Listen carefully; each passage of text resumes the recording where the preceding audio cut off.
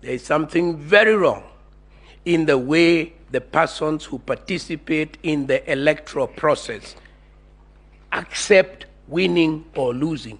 That's the problem.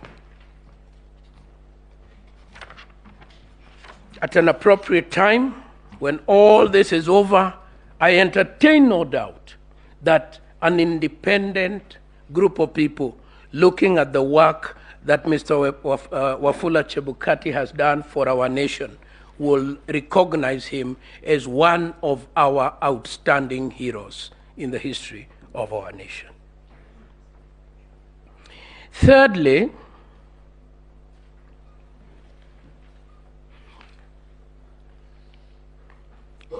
I want to say that the evidentiary material, which will be addressed by my colleagues, is of such a character that it falls way below the standard you set in petition number 1 of 2017. And since I don't want to take too much time, I'll leave that for that purpose. To return to this issue, that this court, in our very humble view,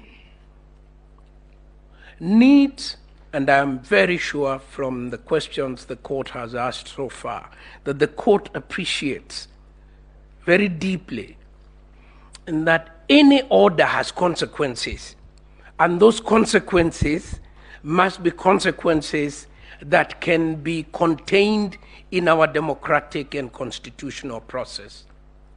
The Supreme Court cannot act in vain.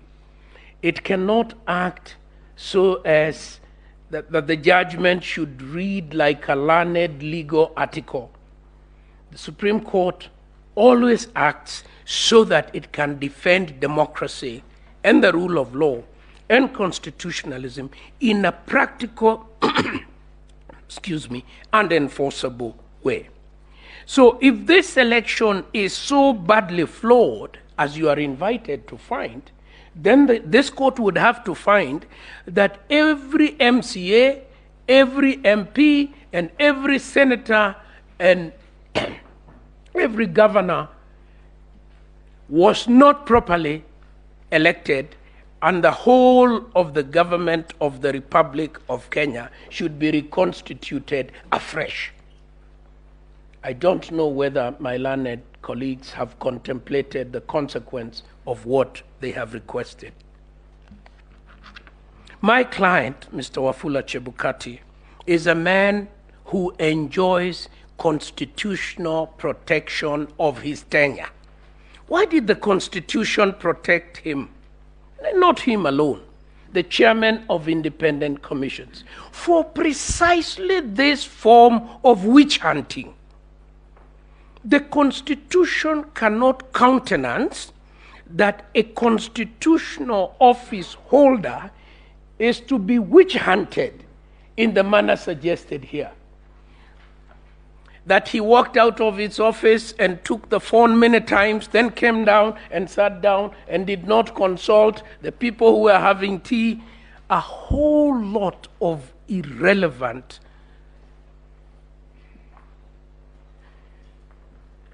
material that cannot be the basis of interfering with the independence in section 163 of Mr. Wafula Chebukati.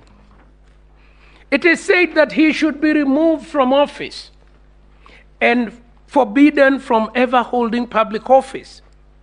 And I want to ask my learned colleagues for the petitioners, is that really a serious submission when the Constitution itself contains complex processes of the removal of a person? He is now to be removed here by reference to affidavits of hearsay on the back of hearsay? I do not think it is a serious submission, and I invite my lords not to act on it at all. Two final points before I invite my learned colleagues.